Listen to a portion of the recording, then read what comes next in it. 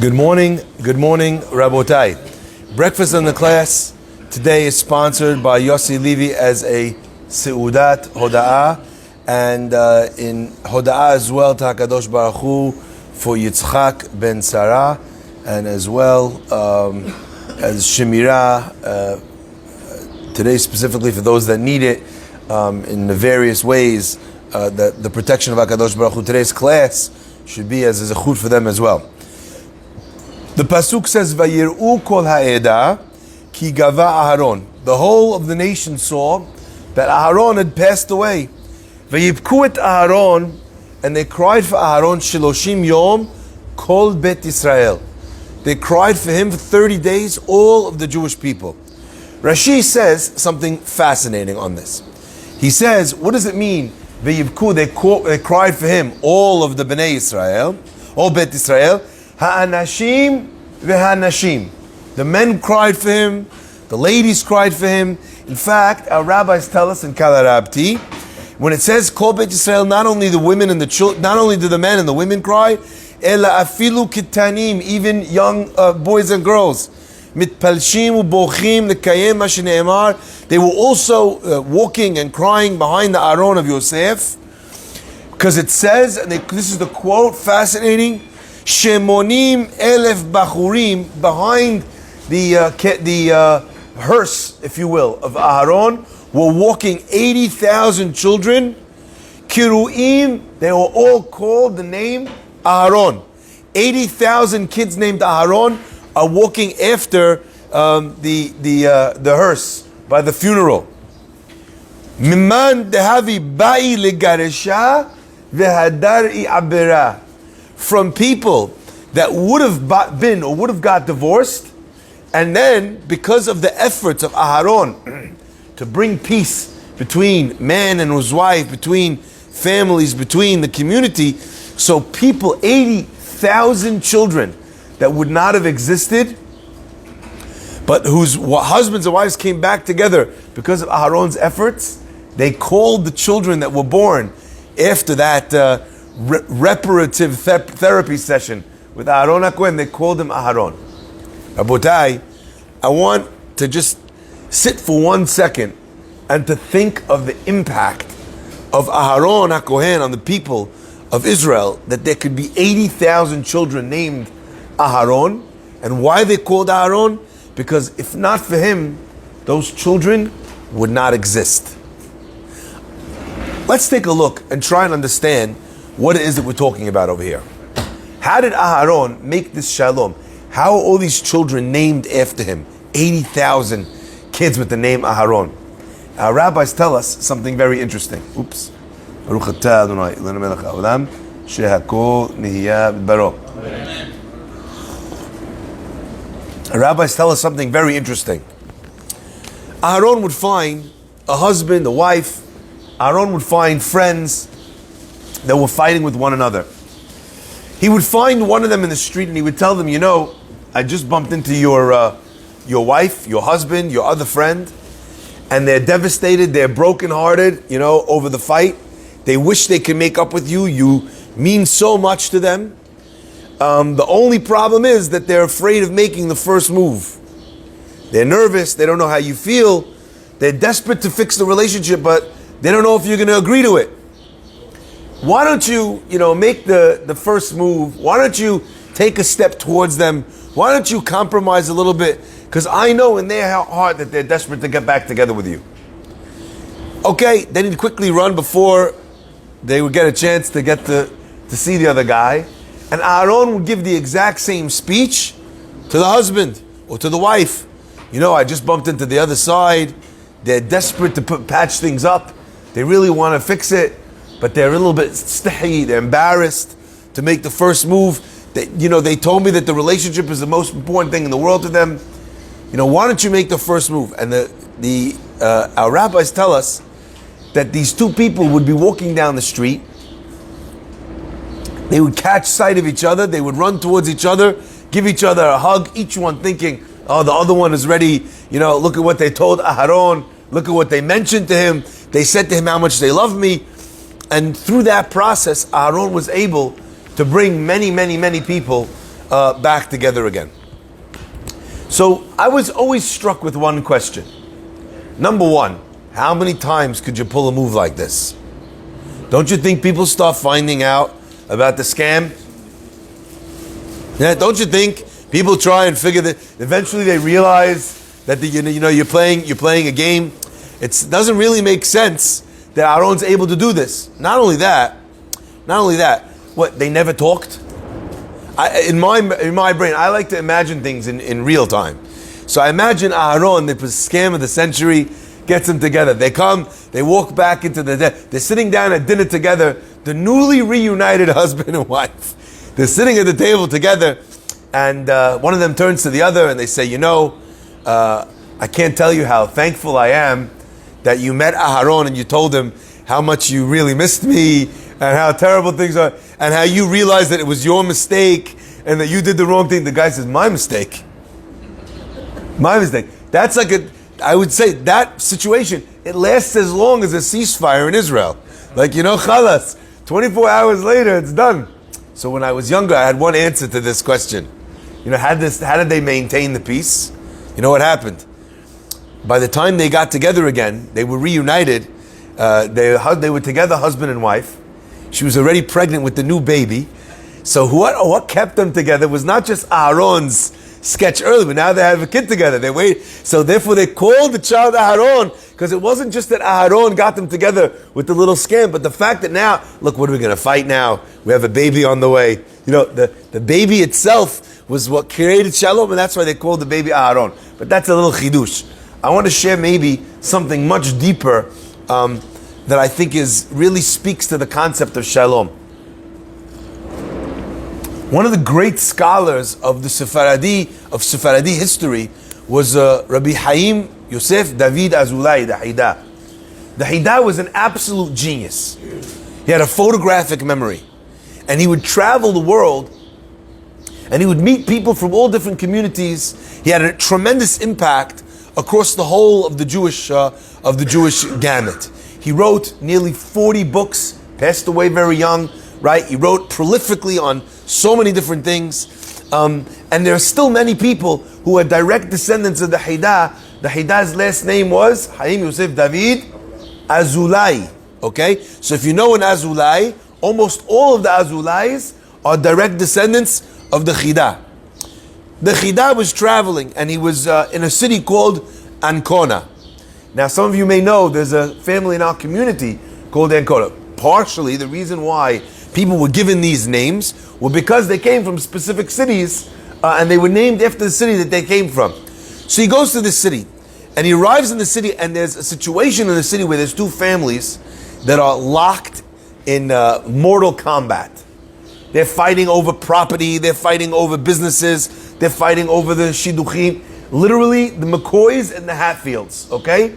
They're tearing each other apart. It's a fight that no one is talking to one another. They sit on the opposite sides. They open up separate shuls. You can imagine that everyone in the community kind of gets swept away into this machloket. And the Chida says, he realizes what's going on here, and he decides, this is such an important thing to work on Shalom. I'm going to do my best effort. Many rabbis tried to fix the problem. Many mediators, many psychologists, many who knows what tried to figure it out. But no one could do anything about it. The Chida sits down with these people and he spends, and I want to read you the excerpt that the Chida writes about himself. He was supposed to actually travel afterwards to the city of Venice, straight from there. But he delayed his trip. He canceled his trip to Venice. He stayed in Ancona for months to be able to resolve this problem. And I want to read you the words that he says. These are the words. Hayali torach atzum v'nora. It was a great and terrible difficulty upon me. Mashe'en hapeh yachol ledaber. That I can't even express in words. And the Chida was an expert with words. Lule Adonai Shahiyalanu, if not for God being with us, Shehananu Da'at Savlanut V'Hamtzaot. He blessed me with great wisdom, he blessed me with incredible patience, and he blessed me with great new ideas, creative solutions. Ad shepashanu benehem, until we finally were able to create a compromise between these two families, b'inyanei karkaot, in real estate, v'niskei shchenim, and difficulties between neighbors, v'hotzenu chodashim b'inyanim elu. We spent months on these things. Baruch ha'el ha'moshiach. Blessed is the God who brings salvation. This is the Hidah, one of the greats of the whole generation, spending months of his time trying to work out shalom between two sides, between two families. Now we know that a person has this obligation. The Mishnah in Avot tells us, Hevemi talmidav shel Aharon, a person should be like the students of Aharon, Ohev Shalom, Rodef Shalom. What else was Aharon? Ohev et habiriyot u'mikaravan leTorah. Now I want to parse this Mishnah together with you. Ohev Shalom, Aharon was someone who loved peace. Rodef Shalom, he ran after peace.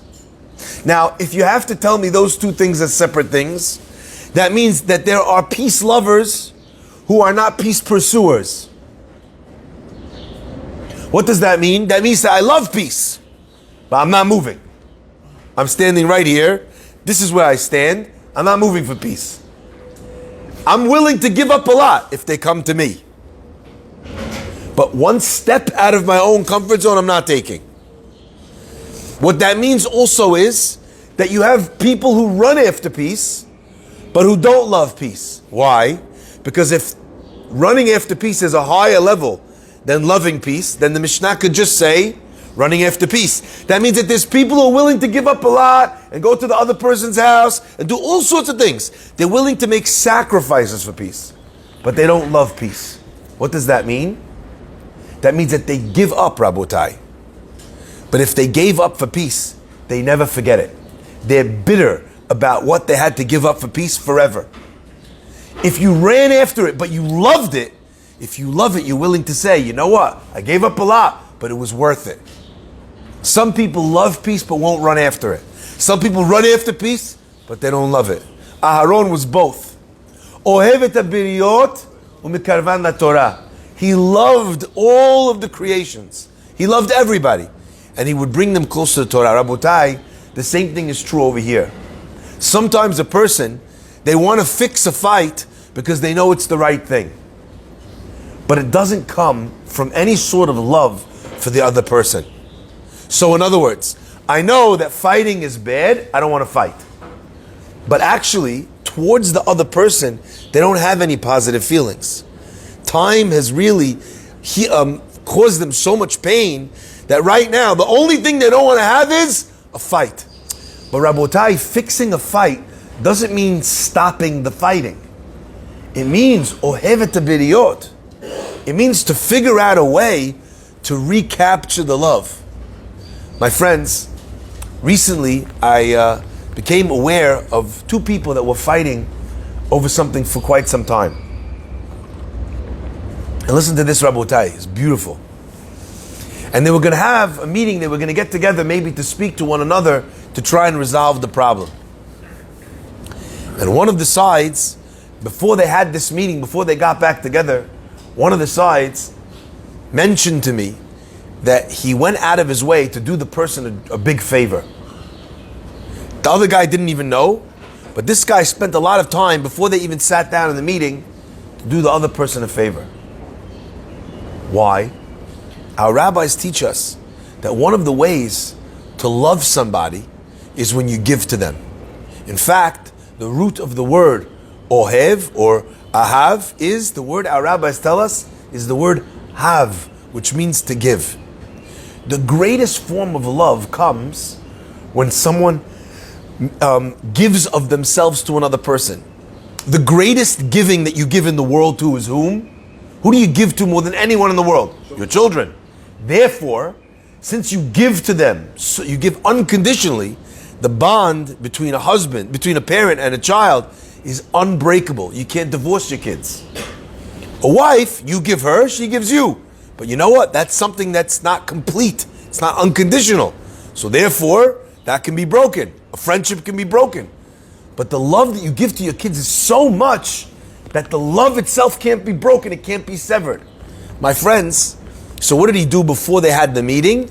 He went out and did the guy a favor because he knew that if he came to the meeting with love in his heart for the other person, they'd figure out a solution. But if he came to the meeting with hatred in his heart for the other person, then with all the solutions in the world, there would be no shalom. My friends, I think we got to see this in our lifetime. When in Eretz Israel, we offered literally every possible thing for shalom. Take this piece of land, take that, govern yourselves, do this, do whatever you want. My friends, you know why we couldn't find peace? Because we sat down at the table and tried to find peace when there was no love in the heart.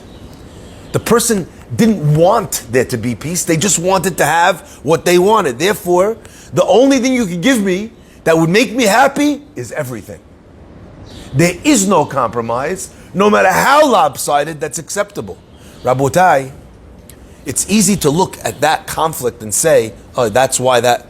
But sometimes we have to take that microscope and turn it on ourselves. We approach a situation, we're trying to resolve a fight. Are we that person at the bargaining table? Are we the person with no love in our heart for the other person? I always say this to someone. You got into a fight with someone about today. You're throwing away 25 years of good feelings, of friendship, of basketball games, of barbecues, because of one bad business deal. I'm not saying it's not worth a fight. Get what you need. Figure it out. Resolve it. But to come to the table and be like, we're done, we're through, this person is a terrible person. Come on, pull the camera back a little bit. Ohev et habiriyot umikarvan laTorah. And through that process, through the love, he was able to bring them back to Torah. But Rabotai, when a person makes shalom between a husband and wife, I think one of the most powerful things we learn over here is that not only have you created shalom, but you've created a future. When that couple then has children, if you fix the shalom bayit of a young couple, the product of that couple is literally something that is yours. Our rabbis tell us, beautiful from the Sefer HaHaredim, he writes that what does it mean to be the Talmidav, to be the students of Aharon? He says that in the Olam HaEmet in Gan Eden, every single great sage of the past has their own yeshiva. And in Shamayim, there's a yeshiva called the Yeshiva of Aharon. In that yeshiva in the heavens, it's called Metivta Derahimuta. It's called the Yeshiva of Love. Could you imagine this? If you were a student of Aharon in this world, you become a student of Aharon in the world to come. You study in his yeshiva in Gan Eden. What a magnificent concept. Rabotai, so if we come back to our question, this scam of Aharon, how did it work? How did it happen? The answer is, my friends, that when Aharon approached the table and he loved them both so much, there was love in Aharon's heart. He was able to speak to them in the language of love. When he said to the husband, your wife, you don't know, she really wants to be together with you. You don't know your wife, she really values you. She thinks you're so special. The husband knew that deep down, he heard from Aharon what he knew to be true. The wife heard that the husband loves her. She knew from the words of Aharon what she knew was true about. So what Aharon was saying, actually, it wasn't a scam. It was revealing something that was deep inside of them. I think there's something that's magnificent here. And that idea is, my friends, Rabotai, is that sometimes when you speak to other people, you need to introduce a truth into their life. You need to teach them something new. But sometimes when you try and fixing something, Rabotai, you don't need to bring any new information to the table. You need to help them hear their own deepest feelings and thoughts. You're talking to your children, your son, your daughter comes to you, they're having trouble in their shalom bayit at home. Parents often, they don't realize, they think they're doing their child a favor by being on their kid's side. She said that to you, it's terrible, it's not the right thing, someone should speak to her. But parents don't realize that actually they would be doing their child a much bigger favor if they said, you know, honey, marriages are like this. You think mommy and I never fought? You think we never had our differences? I'll tell you something, you could go to bed tonight and be upset, or you could try and think of all the great things that she does for you, or the great things that he does for you. My friends, that's what it means, Talmidav Shel Aharon.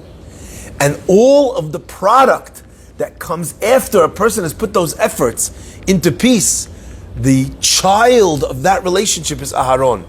You put business partners back together again.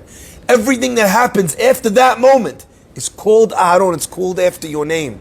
The mothers, the fathers, the husbands, the wives, the children, the rabbis, all of them were saying wonderful things after the death of Aharon. They were all crying because now they knew that the champion of peace had moved on. My friends, that is the power each and every one of us wields.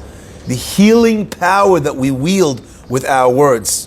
The power of love. The perspective of love.